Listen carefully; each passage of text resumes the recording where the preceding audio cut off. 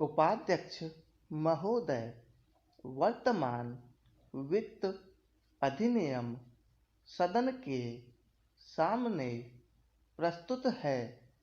इस बिल पर मुझे बोलने के लिए आपने समय दिया, इसके लिए मैं आपका आभारी हूँ।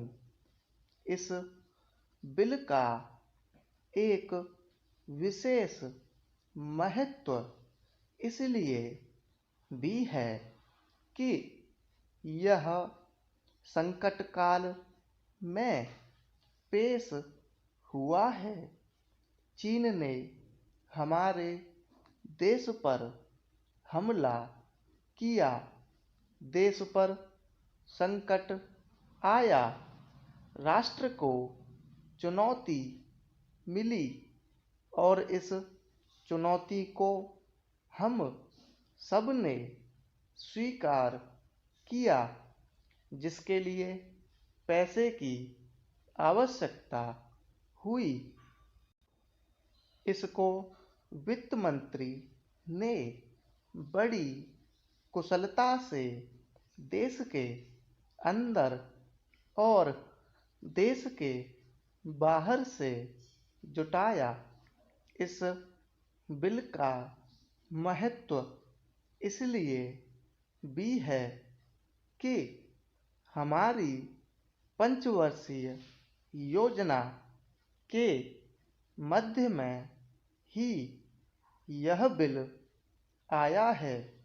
देश में बड़ी बड़ी योजनाएं अभी अधूरी हैं, जिनका पूरा होना देश के लिए बड़ा आवश्यक है। इसके लिए भी बहुत बड़ी धनराशि चाहिए। देश पर संकट आया और देश जागा। कोने कोने से लोगों ने पैसा और सोना दिया और अपने लड़के तक फौज में दिए।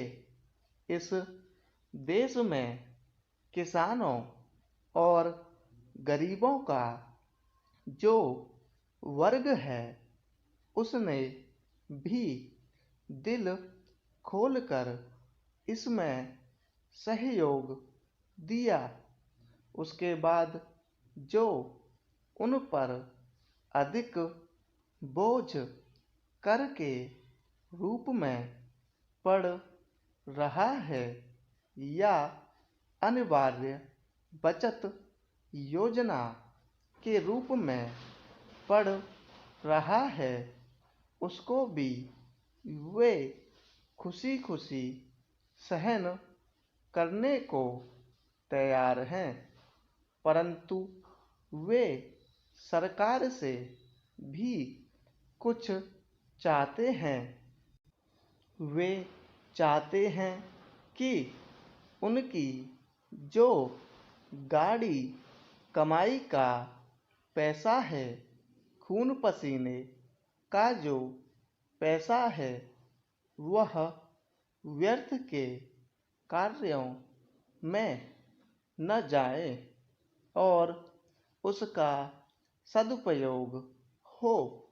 इसके अतिरिक्त उनकी कुछ अपनी दिक्कतें और परेशानियां हैं, जिनकी ओर सरकार का ध्यान चाहिए।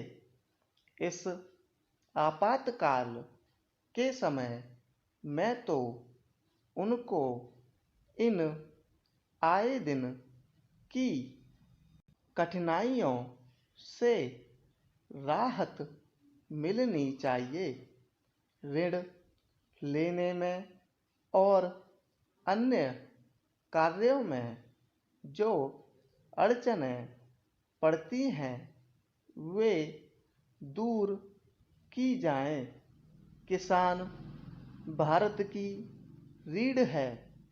अगर इनको सुविधाएं दी जाएंगी तो देश आगे बढ़ेगा। आज जहां देश के साधारण लोगों ने इस सरकार का हाथ बटाया, वहां एक वर्ग ने, जो कि धनी वर्ग कहलाता है, अपने साधनों के अनुसार सरकार के सुरक्षा कार्यों में सहायता नहीं की। मैं यह नहीं कहता कि उन्होंने बिल्कुल सहायता नहीं की, लेकिन अपनी स्थिति के अनुसार सहायता नहीं की।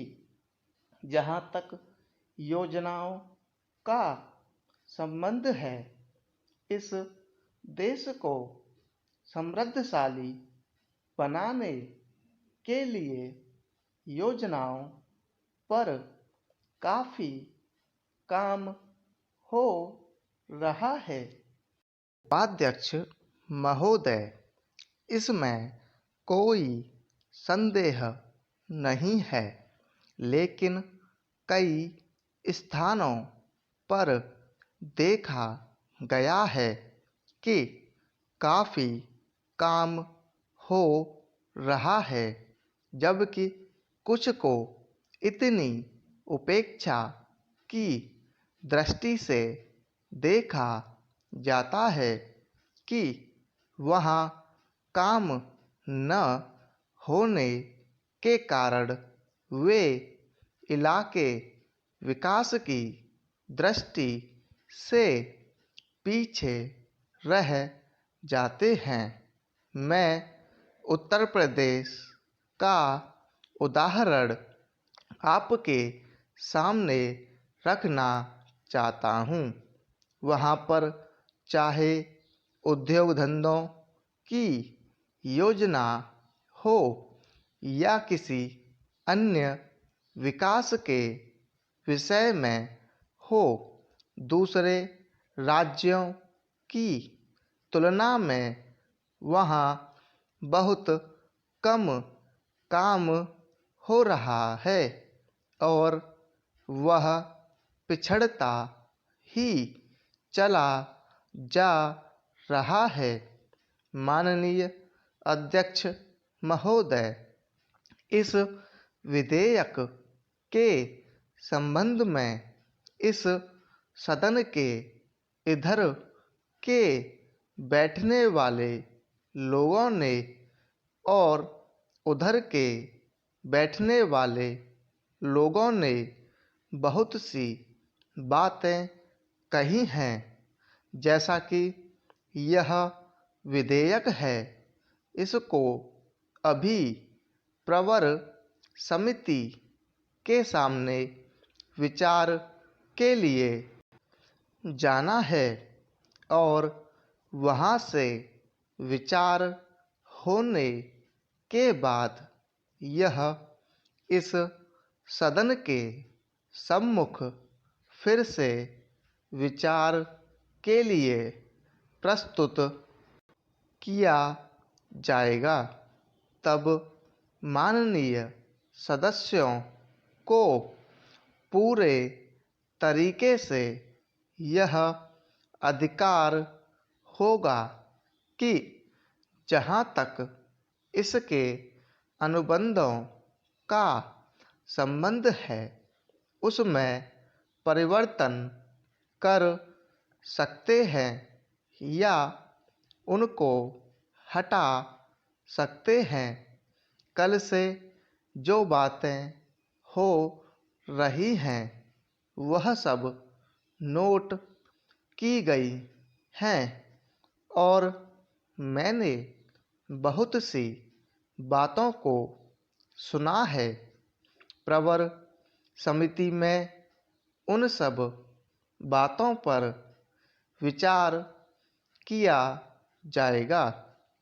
बहुत से माननीय सदस्यों ने इस तरह की बातें कही हैं वह बहुत आवश्यक मालूम हुई हैं और जैसा कि मैंने कहा है कि उन पर विचार किया जाएगा।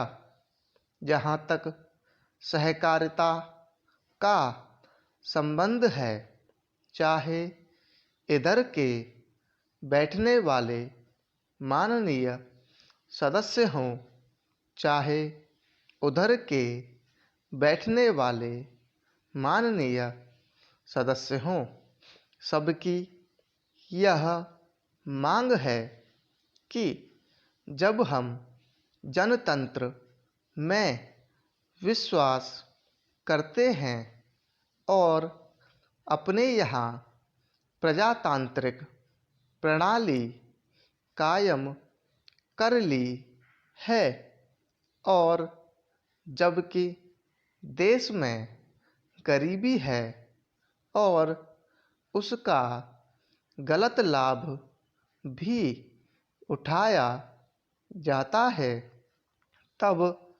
सहकारिता की बहुत आवश्यकता है। इसको रोकने की आवश्यकता है। यह सभी लोगों की राय है। जहाँ तक इस सहकारी विधेयक का संबंध है, बहुत से माननीय सदस्यों ने बहुत सी बातें इसके संबंध में कही हैं।